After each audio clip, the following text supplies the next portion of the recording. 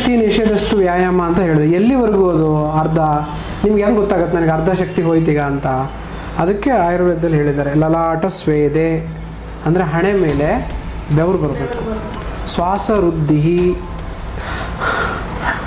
ಹೇಗೆ ಬರಬೇಕು, ಆಯಿತಾ? ಹೃದಯ ಸ್ಪಂದನ ಡಬ ಡಬ ಡಬ ಡಬ ಹೊಡ್ಕೋಬೇಕು. ಆಮೇಲೆ ದೇಹ ಹಗುರ ಅನಿಸ್ಬೇಕು, ಲಘುತ್ವ ಶರೀರ ಬಾಡಿ ಲೈಟ್ನೆಸ್ ಅನ್ನಿಸ್ಬೇಕು.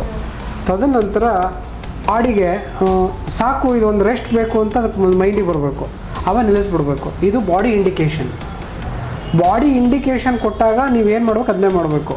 ಅದು ಬಿಟ್ಟು ಏನಾರ ಮಾಡಿದರೆ ಅದು ರಿವರ್ಸ್ ಕೊಡುತ್ತೆ ಬಾಡಿ ಎಫೆಕ್ಟ್.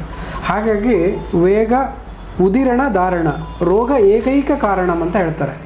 ರೋಗಗಳು ಬರೋದಕ್ಕೆ ಪ್ರಮುಖವಾಗಿರ್ತಕ್ಕಂಥ ಕಾರಣ ಇಂಥ ಕಂಡೀಷನ್ಗಳಿಗೆ ವೇಗ ಉದಿರಣ ಮತ್ತು ಧಾರಣ ರೋಗ ಏಕೈಕ ಕಾರಣ.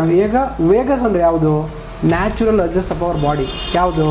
ಹಸಿವು, ಬರೋದೇನೆ ಉಣ್ಬೇಡ, ಯೂರಿನ್ನು ಬರೋದೇನೆ ಹೋಗಬೇಡ, ತಿಣಕಿ ಸಮಸ್ಯೆ ಆಗುತ್ತೆ.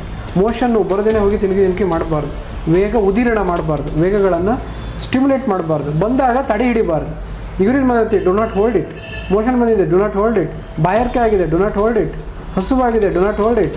ಹಸುವಾದಾಗ ಊಟ ಮಾಡು, ಬಾಯಾರಿಕೆ ಆದಾಗ ನೀರು ಕುಡಿ, ನಿದ್ದೆ ಬಂದಾಗ ನಿದ್ರೆ ಮಾಡು, ಹಸು ಬಂದಾಗ ಊಟ ಮಾಡು, ಅಳು ಬಂದಾಗ ಹೊತ್ತು ಬಿಡು, ಸ್ನೀಜಿಂಗ್ ಬಂದಾಗ ಮೂಗು ಹಿಡ್ಕೊಬೇಡ. ಮೂಗು ಹಿಡ್ಕೊಂಡ್ರೆ ಹಾಫ್ ಪ್ಯಾರಲೈಸಿಸ್ ಆಗುತ್ತೆ ಅಂತಾನೆ, ಅರ್ಧಿತ ಫೇಸಿಯಲ್ ಪ್ಯಾರಲೈಸಿಸ್. ಆಕ್ಸಿ ಅಂತ ಬಂದಾಗ ಮೂಗು ಹಿಡ್ಕೊಂಡು ಬಾಯಿ ಹಿಡ್ಕೊಂಡು ನಿಂತ್ಕೊಂಡ್ಬಿಟ್ರೆ ಹಾಫ್ ಪ್ಯಾರಲೈಸಿಸ್ ಅಂತ ಹೇಳ್ತಾನೆ. ಅಂದರೆ 14 ವೇಗಗಳನ್ನು ಹೇಳಿದ್ದಾನೆ. ಅವು ನ್ಯಾಚುರಲ್ ಅರ್ಜಸ್, ಇವನ್ನ ಹಿಡಿಲೇಬೇಕು. ಕೆಲವೊಂದು ಹಸು ಆಗದೇ ಇದ್ದಾಗ ಊಟ ಮಾಡಬೇಡಿ, ಅವನ್ನ ಹಿಡೀರಿ. ಹಸುವಾದಾಗ ಊಟನೇ ಮಾಡಿರಿ. ಇವು ರೋಗ ಬರೋದಂಗೆ ನೋಡ್ತವೆ.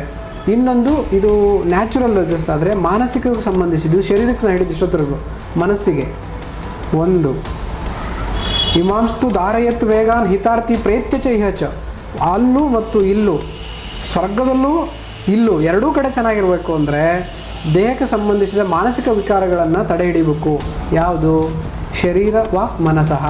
ಶರೀರಕ್ಕೆ ಸಂಬಂಧಿಸಿದ್ದು, ಮಾತಾಡೋಕ್ಕೆ ಸಂಬಂಧಿಸಿದ್ದು ಮತ್ತು ಮನಸ್ಸಿಗೆ ಸಂಬಂಧಿಸಿದ್ದು. ಅವು ಯಾವ್ಯಾವು ಸರ್? ಚಿಂತ, ಶೋಕ, ಭಯ, ಕ್ರೋಧ, ಮೋಹ, ಲೋಭ, ಮದ, ಮಾತ್ಸರ್ಯಾದಿಗಳು. ಇವೆಲ್ಲವುಗಳನ್ನು ನೀವು ಮಾನಸಿಕವಾಗಿ ಎಷ್ಟು ಬೇಕೋ ಅಷ್ಟನ್ನೇ ಹಿಡ್ಕೊಂಡು ಇದನ್ನು ಕಂಟ್ರೋಲ್ ಮಾಡೋಷ್ಟು ನೀನು ಅವೇರ್ನೆಸ್ ಬುದ್ಧಿವಂತೆ ಆಗಿ ಅದು ಗೊತ್ತು ಮಾಡಿಸೋಷ್ಟು ನೀ ಜಾಣೆ ಆಗಿದ್ದರೆ ರೋಗನೇ ಬರಲ್ಲ. ಅಕಸ್ಮಾತ್ ರೋಗ ಬಂದರೆ ಸಣ್ಣ ಪುಟ್ಟ ಮನೆಯಲ್ಲಿ ಔಷಧಿಗಳೇ ಸಾಕು. ಮನೆಯಲ್ಲೂ ಆಗಿಲ್ಲ ಅಂದರೆ ಸಣ್ಣ ಪುಟ್ಟ ಯೋಗ ಸಾಕು. ಅದು ಆಗಿಲ್ಲ ಅಂದರೆ ಆಯುರ್ವೇದ ಸಾಕು. ಅದು ಆಗಿಲ್ಲ ಅಂತಂದರೆ ನೀವು ಇರೋಕ್ಕೆ ಯೋಗ್ಯ ಅಲ್ಲಿ ಅಂತ.